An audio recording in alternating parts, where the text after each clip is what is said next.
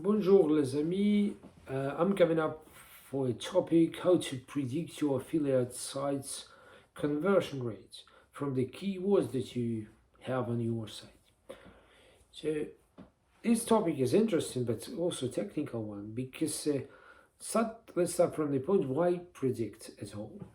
So if you're affiliate site owner, for example, you will be looking at some point to get your deal on the website or to sell your website. So you have to be really cognizant on the potential of your website to bargain, to prepare for buying out, or to better optimize your website and to sell your ads better and higher.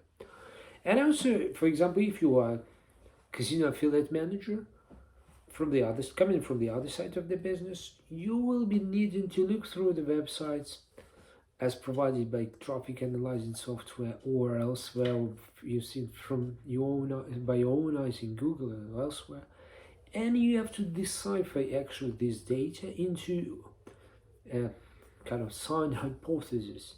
What kind, how many, and what kind of traffic will this particular affiliate site bring to you, and also make prognosis on on how many and what kind of clients will be there from this traffic.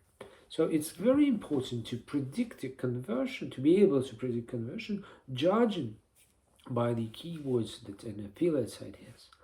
So let's go start from what kind of keywords by intent are there in place. So I find there are four types of keywords that may be relevant to this discussion. First, and the biggest group of keywords is just essentially informational keywords. They might be taking 40 to even 50% of your all, responsible for 40% of your traffic at whole, which indicates if you are going for giving information to your readers. Example of informational keywords is probably just general keywords like the keywords that mean some substances, subjects, sujet, events, also some things about related how to do things and so on and so on. So these keywords are really grassroots group of things, group of keywords, and they are also very important because they mostly stick on your information pages, on your blog pages, on the landing pages. But if you're if you're working in this business as a guide, as a kind of luminaire or educator, you must be aware that the more information keywords you have, the more trustworthy you are. Another type of keywords is navigational. These are highly technical things. Navigational keywords is something that ensures that traffic is channeled into other websites. So it's to navigate traffic to some example. I don't know, Jackpot City Casino, login. So this keyword responds to the intent of a player to be able to log in on specific website something. So if you have this type of keywords, you are in the place of intermediary, you stand between, probably you're not 100% relevant, but you stand in between the ultimate reservoir of the traffic and the Google itself. So this is something that be able to navigate you through. All right, there is the resulting part of keywords is commercial and transactional. What is the difference between two? Commercial is all the keywords that can be labeled by software as something that bears specific or a very high commercial value. And by contrast to general informational keywords, these are keywords that are bidded for in Google advertisement, in PPC and so on. So these are known to have a commercial value. Whereas transactional keywords is something that may predict that on these keywords, like used in anchors, in links, in buttons, that by these keywords, person would proceed to make a transaction. What are the proportions of these keywords on the website? So information, as we said, lots of keywords, maybe up to half of your overall traffic responsible. They are responsible for this.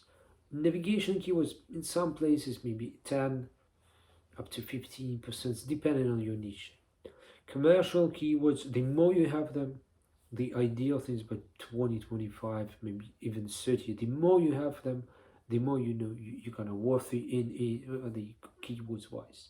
But it's always important not to be able to link by these keywords, because they are very suspicious activity for Google if you put these commercial things in as a link anchors. Also, transactional keywords are so important, maybe closer to 15%. All right, so what are the types of content are there on the websites to be able to to fit these keywords normally? So as we said, the informational keywords is the basis, but what's the content wise? So in the realm of content, you will have normally three types of content. The first is hero content, something that you spend time to produce, maybe some investigational stuff, something that's highly shareable on the social, something that's really worth your time and money. Another thing is hub content that instills your reputation as a provider, as a kind of evergreen content, how to do things, reports, some landings, and so on and so on. And finally, there's a hygiene or daily content. This is a content kind of news and so on, updates, so on and so on. So the proportion of these three things, hero, hub, and hygiene, is very important. So you normally would not be able to produce lots of hero content because it's time consuming and so on and so on. But these things attract leads and it builds your credibility, builds your authority, and it kind of instills your thought leadership. Most of the keywords stand still on the hub pages, and if you have lots of reviews, lots of kind of commercial pages of bonuses, reviews, games, and so on. So you'll be having a big amount of information and also transactional keywords. So that being said, the normal distribution is greatly in favor of keywords laid on hub pages and hygiene pages like daily news and so on. So if you're a big site, you'll normally have lots of information keywords by contrast with some transactional ones. If you're smaller ones, more particularly fit for transactions, is vice versa. So also it's to be able to predict your affiliate site conversion rate, is also good to have your conversion funnels on every type of pages, despite being a daily hub content or the hero and so on and so on. Finally, to be able to tell right away, which I will say in the end, what is the normal and what kind of conversion rates can be on the market, it's also fine to understand what kind of ownership, what kind of rapport lies on with your audience. If you are owner of your audience, if you provide niche content targeted to the interest of this particular audience, these are normally experience-rich websites with lots of CTAs, lots of buttons, lots of conversion funnels, which are mostly stick to hub level of your content. Lots of similar things, lots of reports or landings on different topics. If you see this website, these things expressly on the website, this website has a conversion rate that's hugely different from the other one.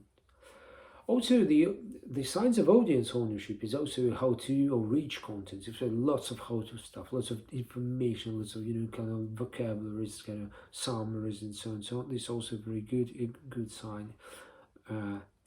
On the general side, the niche content websites are more built to be able to provide commercial and transactional value as compared to portals or bigger ones who are more into information and navigation things. Normally, information is very important to build your traffic, but it's less important to build your click-through or conversion rate. But if you have lots of traffic, even with a low conversion rate, you're kind of fine. All right, and finally, if your audience, if your website is targeted to a particular known demand, something that's very particularly known in the industry and everybody knows, everybody looking for, so you have a good conversion rate also. Active social communities contribute to great conversion too. And let's get down to the meat, to the very essence. What are the conversion rates on the whole of your traffic? what's high, medium, low, and what's considered normal. How do you see it? All right.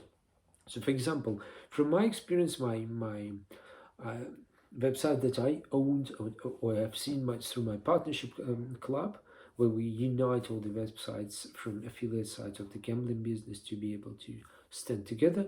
So high conversion rates is probably about 2.5% rate on the whole of traffic that will be converted into first time deposit. It's extremely high conversion rate. It's only be able to, to exist in, for example, regulated markets closer to Sweden, maybe UK, Netherlands, where the site might not be that big, but very niche specific, very good in transactional and commercial keywords. So, for example, if you have 1,000 users per month, which is kind of very low, but it is